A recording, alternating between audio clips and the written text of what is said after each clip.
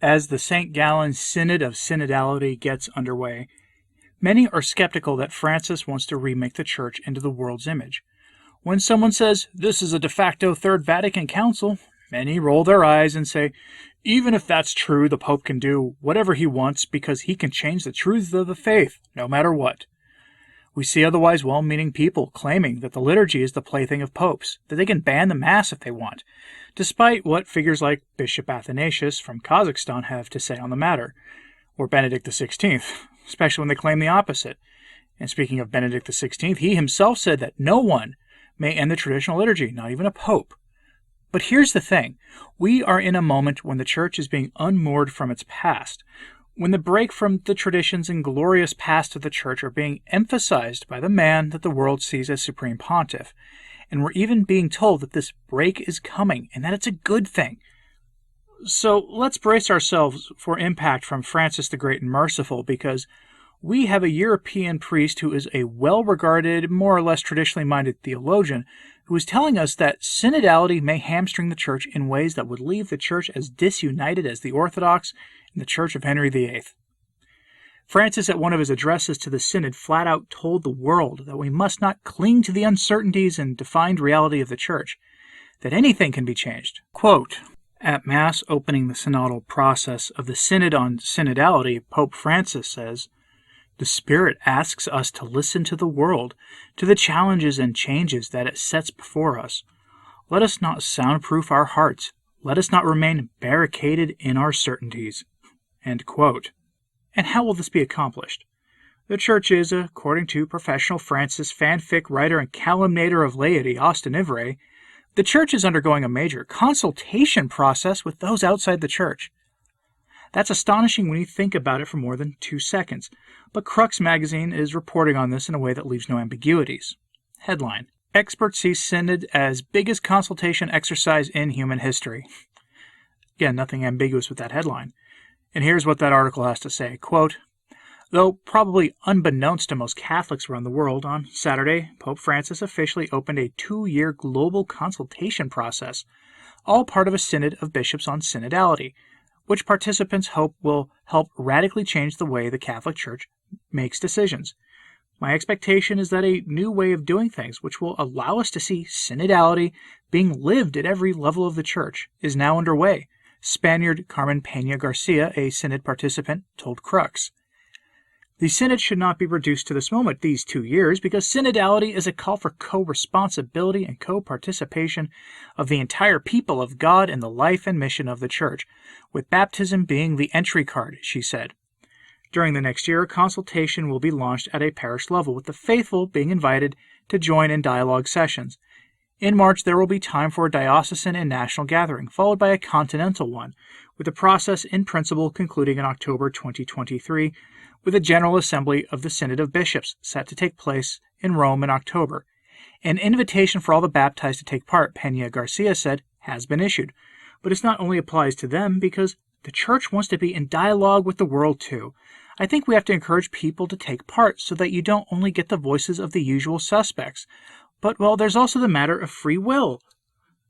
Addressing those who are doubtful of the process because they fear it might end with everything in the Church teaches up for grabs, Peña Garcia urged people to not be afraid. We have to listen, but the principles and the deposit of the faith are not changing, she said. End quote. Sure, the deposit of the faith won't be changed. Remember, Francis said we must not cling to our rigid certainties, so anything including the deposit of the faith is up for grabs, at least in the minds of the people running this.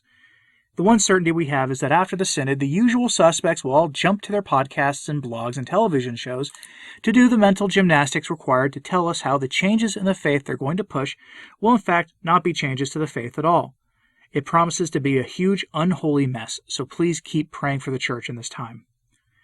One influential European priest, Monsignor Bucks, has recently given an interview in Mason Latino magazine, where he hit on a number of topics, but his words on the Synod are the perhaps most interesting. Now, I and others have said that the Synod represents a leveling of the Church, where the laity and rogue bishops will be able to determine the metaphysical reality of the faith. At least, that's how it will appear. Monsignor Bucks agrees with that assessment, that what Francis wants is to change the Church. According to Monsignor Bucks, the objectives of the Synod and of Francis are the following, quote, perhaps a change in the nature of the Church, apparently without touching the doctrine. The Catholic Church, from hierarchical communion, would slide towards a permanent assembly of clerics and laity that decides everything, depriving the bishops, who are the only institution of divine right, together with the Pope. It would be done in the way that has been seen in the other synods of this pontificate." End quote. And what would that look like in practice? Well, according to Monsignor Bucks, Francis and his hirelings would know the outcome ahead of time. If you were in their position, here's what you would do to remake the Church in your own image, using synodality. Quote, "You decide on a topic, you have the preliminary text prepared by more or less experienced friends, so that you know the conclusion from the start. Then, using homilies and the off-the-cuff interventions during the proceedings, a sort of moral persuasion is activated towards those who think differently, in order to isolate them and make them feel a minority, unable to conceive novelty. Mutiny against the faith." End quote. These off-the-cuff statements that Francis is so famous for are his main mechanism for overtly and publicly signaling his intentions and desires to the assembled bishops. It's a great exercise in power for the Synod, and Francis is quite skilled at it. Why do some of us call the St. Gallen Synod a de facto Third Vatican Council? Because at Vatican II we had a lot of the same messaging brought to the fore. Again, Monsignor Bucks tells us, when asked if a mutiny against the faith would even be triggered, quote, "Under Paul VI, there was talk of a holy ministerial church, now of a holy synodal church. Let's agree, however, Vatican II in Lumen Gentium, paragraph 18, affirms that the Church is hierarchical, that it is governed by the sacred order to which Christ has assigned 3 tasks: teaching, sanctifying, and governing. These tasks are not of the lay faithful, otherwise it becomes a parliamentary assembly where the majority is right. In the Church, on the other hand, it may happen that the truth remains a minority, a small remnant." End quote. According to Monsignor Bucks, synodality places the bishops and the Pope on the same level. This is the era of collegiality, as I talked about just a couple days ago, so in vogue since Vatican II that to object to it sounds strange to modern Catholic ears. Yet remember, the Pope is the supreme pontiff, and in theory what he says goes as long as it does not conflict with the deposit of the faith. He is the safeguard, the guardian of the deposit of the faith, even, dare I say, the guardian or custodian of the tradition in a very real sense, not in the inverted reality that Papa Francis has defined in Traditionis Custodes. In the Crux article, Austin Ivray called it, quote, "the biggest and most transformational event of my lifetime, at least since Vatican II. It may be the biggest consultation exercise in human history, yet I think few Catholics are even aware of it, and bishops are mostly lying low." End quote.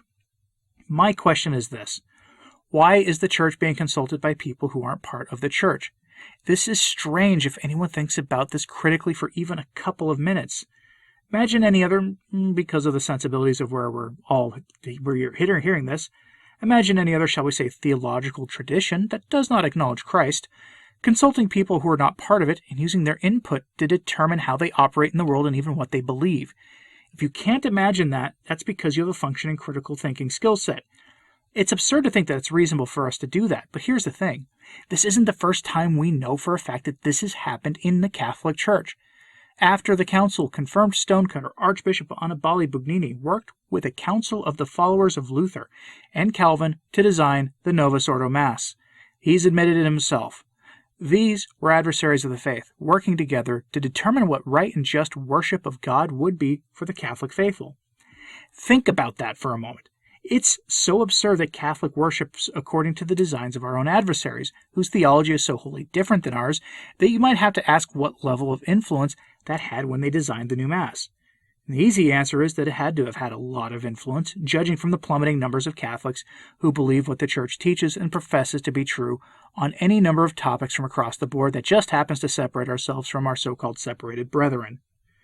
Now, the institution calling itself the Catholic Church is going to do this again, because apparently we're supposed to dialogue with the world. Here's a newsflash for the bishops who just don't get it yet. The only dialogue we're to have is with the spreading of the gospel and the baptizing of all according to what our blessed Lord told the apostles, and by extension, us. That's really about it.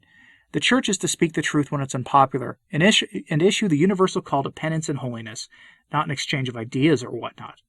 This is all just so absurd.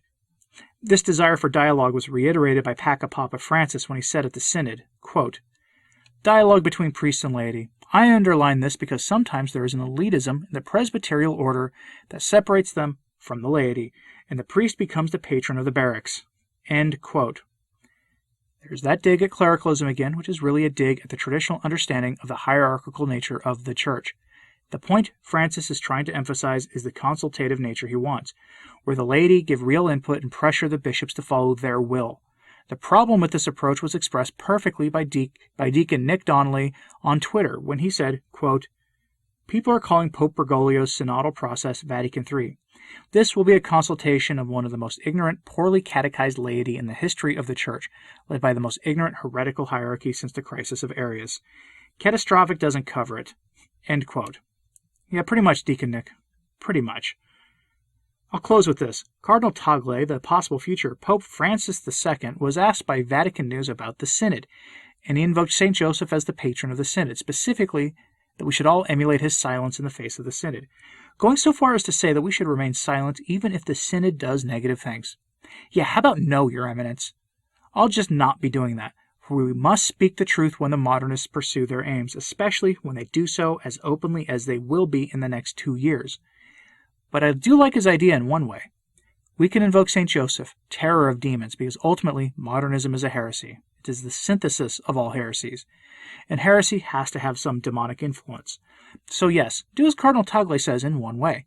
Invoke St. Joseph, patron of the universal church and terror of demons, to prevent the modernists from achieving their goals in this synod. But let me know what you thought about this in the comments, please. As always, pray for the church. I'm Anthony Stine. Ave Maria.